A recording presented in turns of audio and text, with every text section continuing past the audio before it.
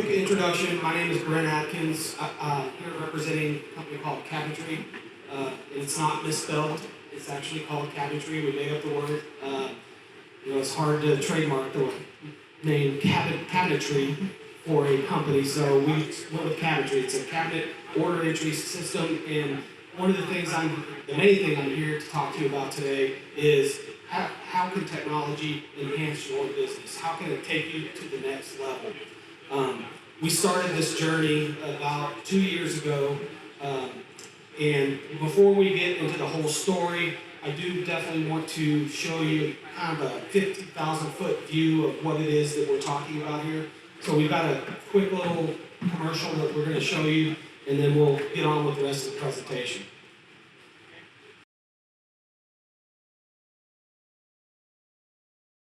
One of the biggest problems for cabinet manufacturers is how to remove the bottleneck in the order entry process.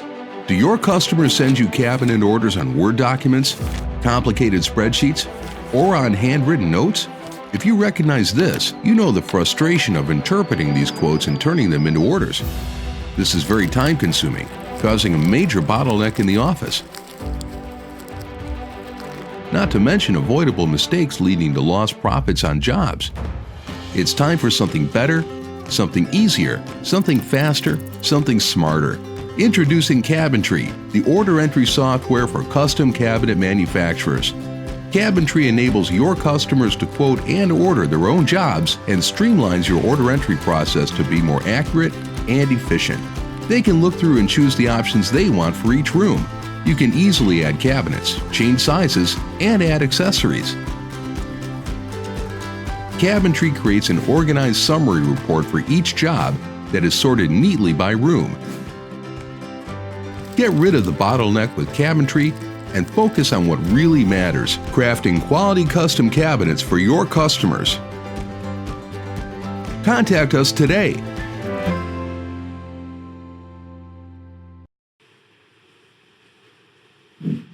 So we have that posted on our website. It's just something we put together to kind of get you an overview of what it is we're doing. So today we're going to talk through a case study that we're going to use Cabentry as the vehicle for that case study. The case study is basically going to cover how do you engage with a vendor to maybe solve a problem for you through technology, whether it's software or whether it's a new machine, it doesn't matter. Try to think of it from maybe what is the problem you have in your company today that you need something to help solve that problem, maybe free up resources to do other things.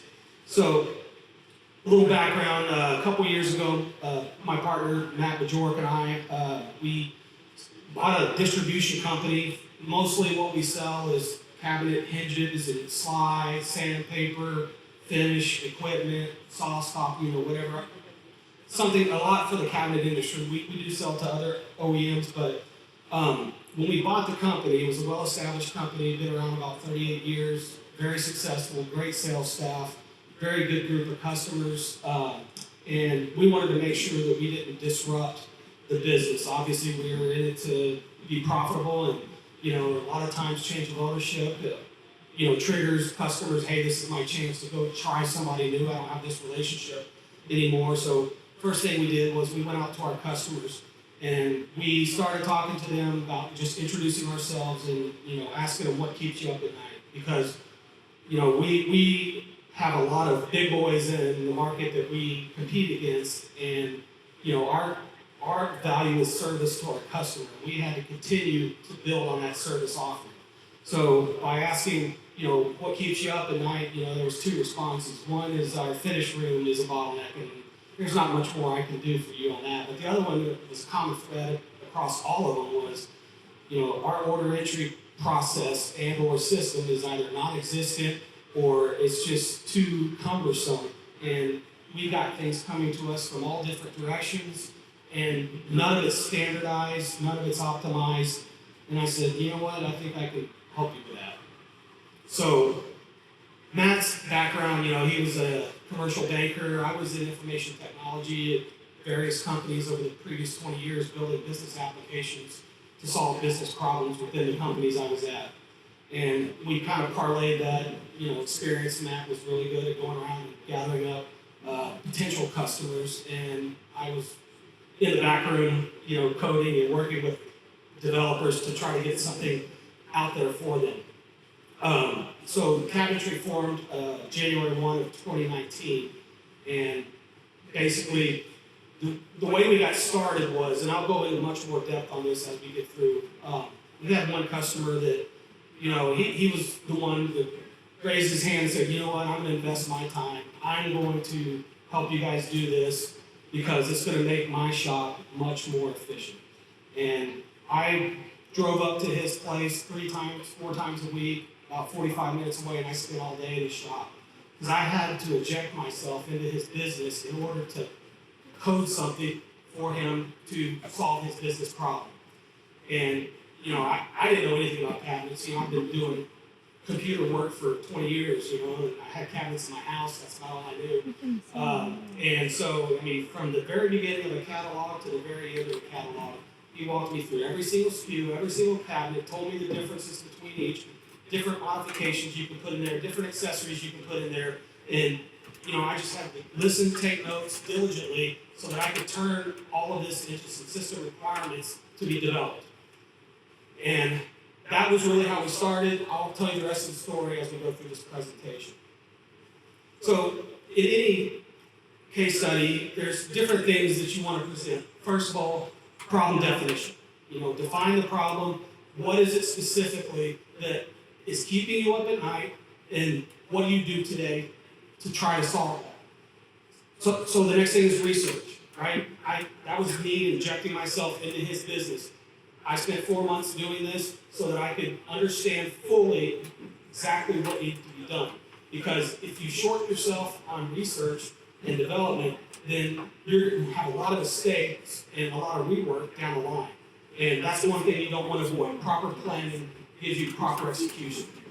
So the next is the prototype. So after 4 months, I decided to build a prototype, and we'll go into the prototype here in a little bit. And never accept the prototype as that's going to be the final solution. But what you were looking for is something that's functional, something that can be parlayed again into the next step. So once you have a prototype that you say, you know what, this has legs, we can build on this. Now it's time to start developing.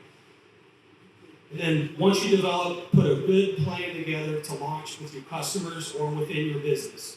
Because launching is very important, especially if you're dealing with customers who are going to use your end product. You want to make sure that they're well communicated to in advance, that this doesn't hit them like a ton of bricks. You prepare them early on, and that's what we did. And then once you launch it, you have to be able to support it. It doesn't do any good to just drop a product off and then walk away. None of us do that. If we do that, we're probably not going to be in business very long.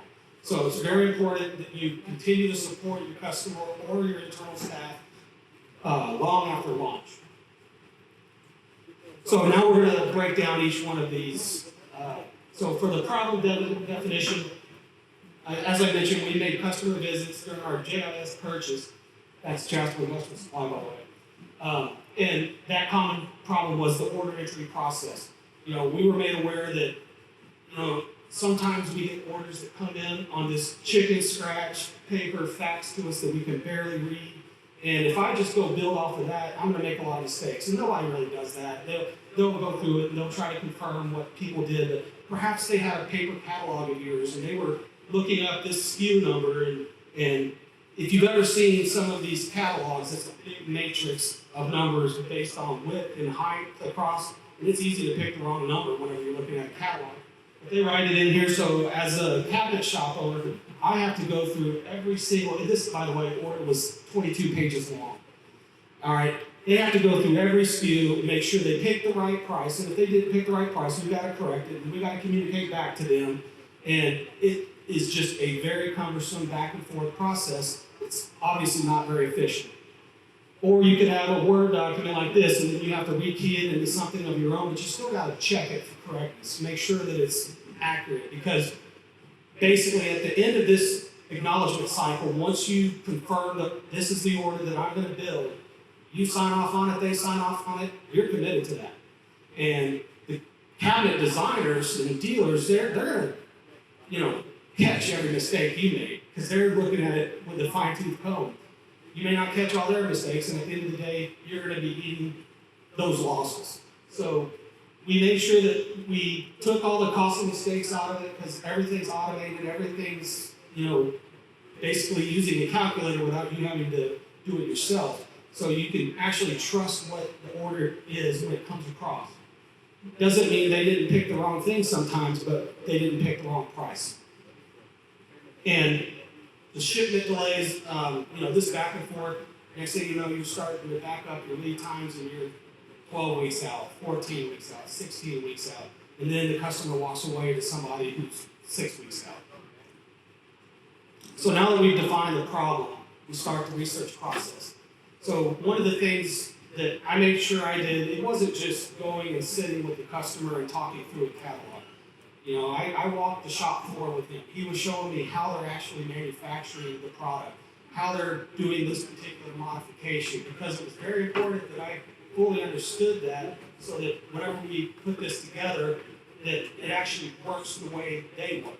And so, for example, we have a report that comes out and it basically itemizes every single item within that cabinet, every modification, every accessory, so that whenever they actually take this report and put it on the shop floor that follows the cabinet order, they know exactly what needs to be done to that cabinet. It shows the right dimensions. It shows the right, type of modification. It's got comments in there so that the customer, or so that whoever's in an assembly line or in the manufacturing line knows exactly what the designer wanted for that customer.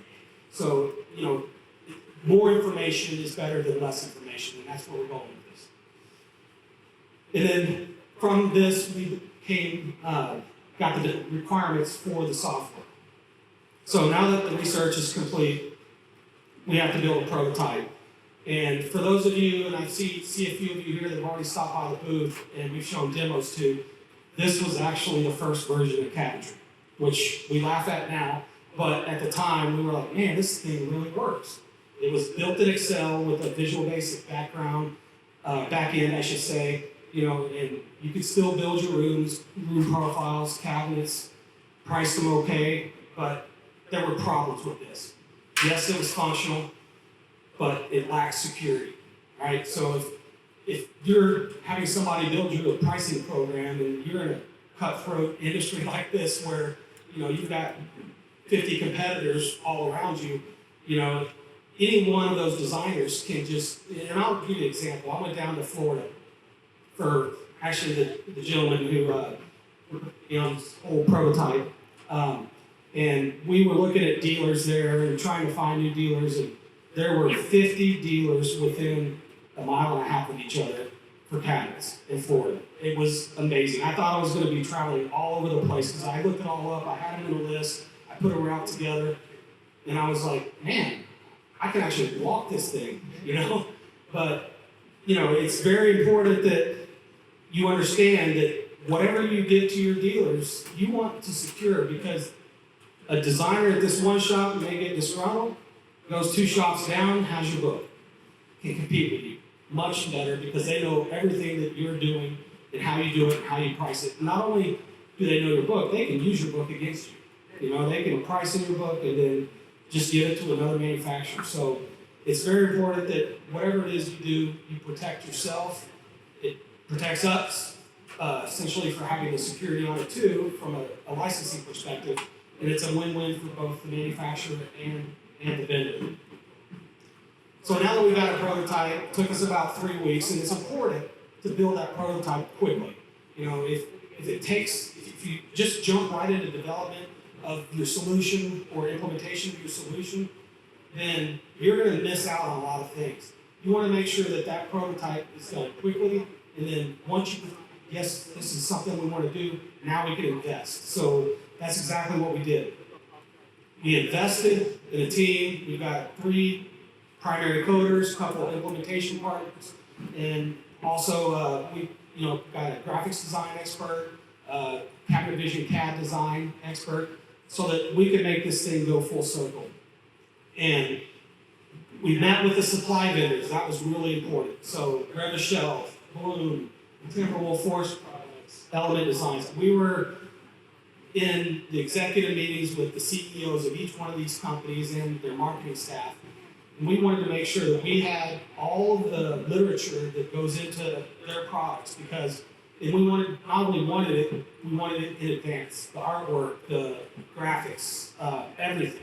So that we can build that into the software before it gets released to the general public. So March 1st, Revitov is a good example of that. March 1st, they come out with a new catalog every year, new pricing, new products, new artwork, new everything.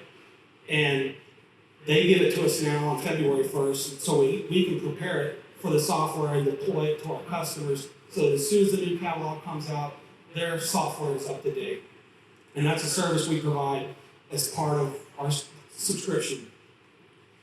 So next we prepare training materials, because we've got to have stuff to give out to the dealers so that they can, know how to use the product, whether it's a glossary of the cabinets, the catalog, how to install the software, how to reach the online forum, to post questions, submit tickets. We've got to prepare all those training materials, because again, the last thing you want to do is drop off the software and say good luck. So once we got everything ready, we built the websites for the support forum, and it's very good to have a communication channel set up and established, whether it's a website, whether it's an email, whether it's a phone system so that they can call in questions to. You got to have a support line for your customers. So at this point, we felt like we were good to go. We had operational product. The shop that we had built this for started using it internally for a few months, and everything was going very well. So we decided to go ahead and release Cabentry version 1.0. And then we planned it, I think this was January, February 2019 is when we scheduled our first 2 launches. So this was our picture of our first launch. We were at a cabinet shop in Lexington, Kentucky. Had people huddled around a monitor. We were doing training demos and showing them how to use the product and fielding questions and answers. And this first was an on-site launch. We could do it both on-site and remotely. This was only 2 dealers in 2 days, 24 total designers. So as soon as we did the training, we walked from person to person and went to their workstation, installed the software, got them set up, make sure they had all the right security and licensing keys. And next thing you know, they were all using Cabentry. Second release was done in February of 2019. Now this was a much different release. We had one on site that was close by, but the other 17 were done remotely. And they were in Arizona, they were in Colorado, they were in Kentucky, Ohio, Michigan. I mean, they were all over the map. And we did this through a web session called WebEx, if you've ever heard of that. And we were able to give the exact same training to all the same, or to the new customers, the exact same way we did it before. This took 30 days though. And that was a key learning for us. Like, we cannot do just one dealer in one day, one dealer one day. You got to be more efficient than that. And when we did subsequent launches, we would group the dealers together. So you learn through this process. So now that we've launched it, we're not just going to walk away. We have to support them. So what comes with support? Well, obviously, people give us ideas. It would be really nice if, every time we pick a 24-inch wide butt door base cabinet, if it would automatically hinge both sides. Because why do I need to select both sides? It's just 2 clicks that I don't need to do. Well, we took that idea, and that was one of the first updates we made. And we made 12 updates over the last year, so basically month to month. We're pushing out updates, whether it's a bug fix or whether it's an idea that somebody had. We've implemented quite a few new ideas that they've given us. And the ideas don't come from us. The ideas come from the manufacturer. They come from the designers, because we're there to provide the solution. So that's why we have these channels of communication, so that people can provide us ideas and enhance the product. So this is the report actually that I was talking about before. We have all the detail of the group profiles, all of the line items. I know it's hard to see on this monitor here, but this is what follows the order on the shop floor. Then the next big thing that we developed was a way to update the catalog, because you own your catalog.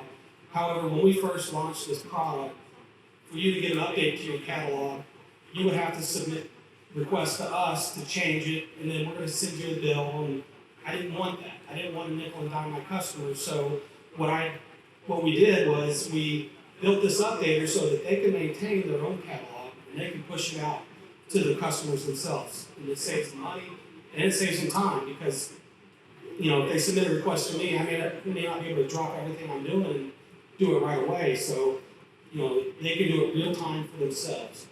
And it was a game changer for us, so that the customers could really support themselves. And it freed up a lot of our time to do continuous development on new enhancements. And I want to touch one more thing on the digital catalog.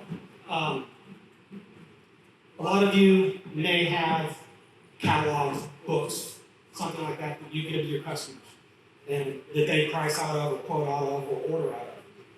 If you needed, let's say there's a price change on a certain accessory, if you needed to get an update, you don't want to eat the losses of that. You're going to have to pay more as a manufacturer to your vendor, and you want to pass that cost on to your customer. In order to get that changed out of your catalog, you have to basically call up whoever published your catalog for you and say, hey, I need it changed to page 42. Change this price, change this note, change this accessory, whatever. And then they send you back a copy, whether it's paper or a digital copy, that you can send out to your customers and say, hey, print this off and swap out page 42. Well, how do you know that they actually do that? In the next order that they send it in and it's still using the old price. And now you have to have a conversation. So again, delays. With this, when you push it out, the next time they open it up, it says there's an update, it will be downloaded. And they have to download it, and now their catalog is up to date.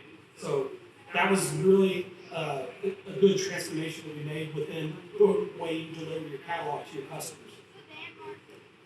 So integration with the manufacturer software. I don't know how many of you are cabinet shops and how many of you use Cabinet Vision, but we've integrated this with Cabinet Vision so that now that you have your order, you can take it, export it, and import it into Cabinet Vision. It'll bring in all of your job header information, all of your room profile information, all of your material schedule, all of your cabinets, all of their dimensions. The very first one we did with the customer, it was a 6-room order, had about 120 cabinets. He imported it, and there were 10 errors. And the only reason there were errors were they didn't have those cabinets set up in their Cabinet Vision. So you get an error log, and it gives you time to actually go back to your catalog in Cabinet Vision, update it. Next time you imported it, 100%. It took 15 seconds to do that import. Okay, it would have taken his engineer a day or more to put in all those cabinets. And so the efficiency, the productivity that this provides is unmatched. The next thing is the embedded SKU maintenance. The embedded SKU maintenance, when we first delivered this, there was just a big spreadsheet, Excel spreadsheet that you put all of your catalog into to import into the database. It was very intimidating, to say the least. And we wanted to be able to have our customers be able to update their catalog without having to go into this spreadsheet and potentially make the wrong change. So, there's a user interface within the software. They can open it up, they change the price right here, hit save, hit update, sends out the package to the customers, it's done. And then next thing we have is data validation maintenance. What this is, like for those of you again who are cabinet shops, you know that certain stains work on certain wood species and certain stains don't work on certain wood species. And so we put in a lot of data validation so that people can't make the wrong choices. If they do make the wrong choice, it says you cannot use that stain with that wood species. And again, if you think about when they submit the order via fax or via email or whatever, and it's wrong, now we got to send it back to the designer and we've got to wait. We create more delays. So There's all kinds of data validations, not just wood stain, door styles with door edges, profiles, inside profiles, center panels.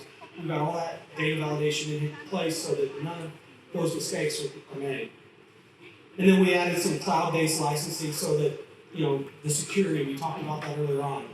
It's important that if that designer leaves that dealer, that you let us know, and we can just turn off their key. Next time they try to open it up, it actually shuts down and disables their system from being able to use your catalog against you.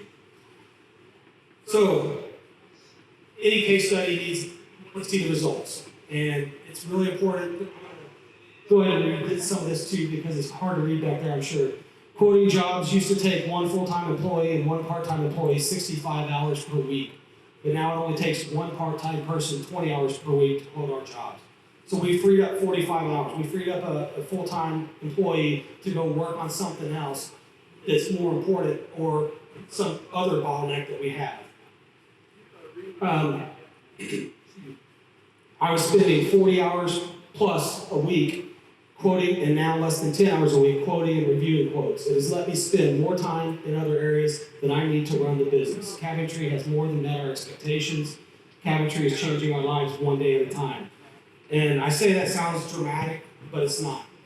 If you have accounts payable problem over here, accounts receivable problem over here, HR over here, you got an employee that's something's going on with that employee, and you're not addressing those concerns within your business, and all you're doing is head down into a calculator and pen and paper, you're not doing your job as an owner.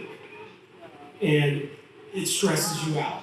And I know that as an owner, there's things that we neglect, and whenever you have a problem like that, there's a way to solve it.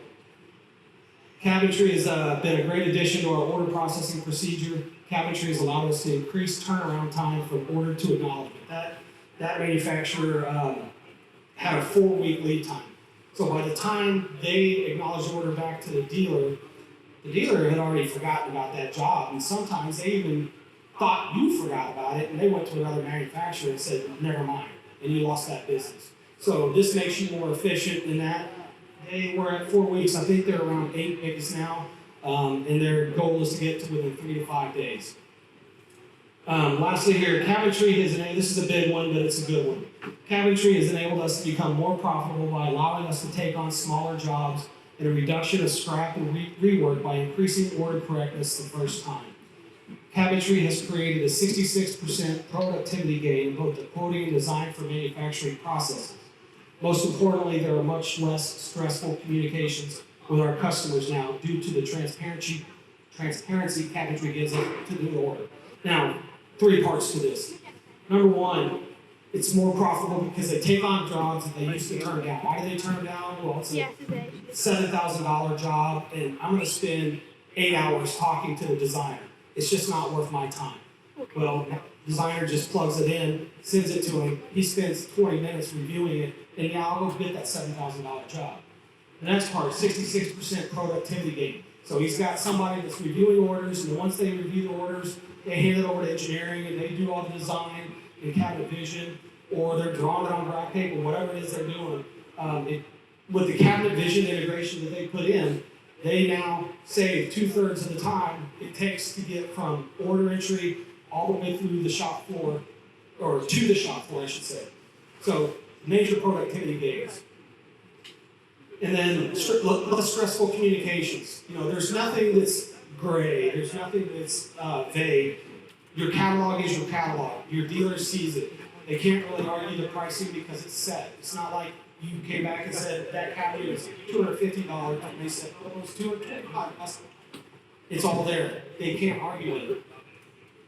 And a few comments. These are the dealers, the end users that are actually using this. We've got a lot of good feedback here. Nice job to everyone involved. This alone will have me designing and bidding more with you. And think about that. Previously, for this particular manufacturer, they were the number 2 or number 3 on their list. We went out and we did field research with dealers. We would go to one dealer and say, put together an order for us. Show us how you order cabinets. She pulls up a wood mode program. And I asked, why did you pull that up? Because I was there on behalf of someone besides wood mode. And she said, well, I always order with wood mode, and if it's too expensive for the customer, then I go to these guys. And I said, but why? She goes, because it's so easy. It's so easy to plug these orders into wood mode, and if we can't get with them, we'll go somewhere else. But we don't want to do that. We want to do this. So they're getting more business because now they're number one instead of number two. And it's very important on the research. I didn't cover that point earlier. You know, we went to many different dealers and asked them, what do you use today? What program do you use today? What do you like about that program? We made sure we put it into our program. What don't you like about that program? We made sure that we didn't do that. We made it better in our program. So, you know, the real testimonial that I would give to what we did, you know, we had a company that's called Master Brand Cabinets, and it's the largest cabinet manufacturer in North America, $2.5 billion of sales every year. And the executive vice president of sales and marketing and his senior vice president of sales and marketing came and they heard that we were doing this and they wanted to see what it was. We showed it to them and I told them up front, this isn't for you. We built this with requirements that you don't need internet, that email is all you need to actually use this product. But at the same time, we showed it to them because we wanted them to see it. We kind of wanted feedback.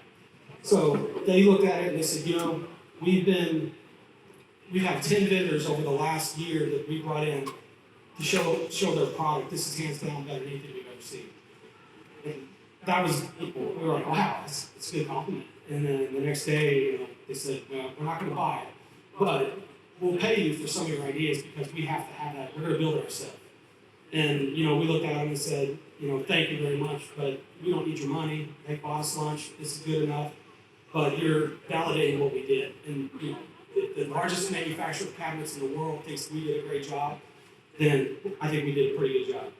But it's really important, again, that you make sure that your customers understand exactly what's going on. And you'll get feedback like this. You know, it's amazing. This kicks your competitors' pricing software right out the window. So easy, user-friendly, with a report that's easy to read. And the last one is one of my favorite ones too. I was very skeptical because we had another company that tried something similar, but their program is, in my opinion, a disaster. I could see Cabentry as a very different program that seems very easy to navigate.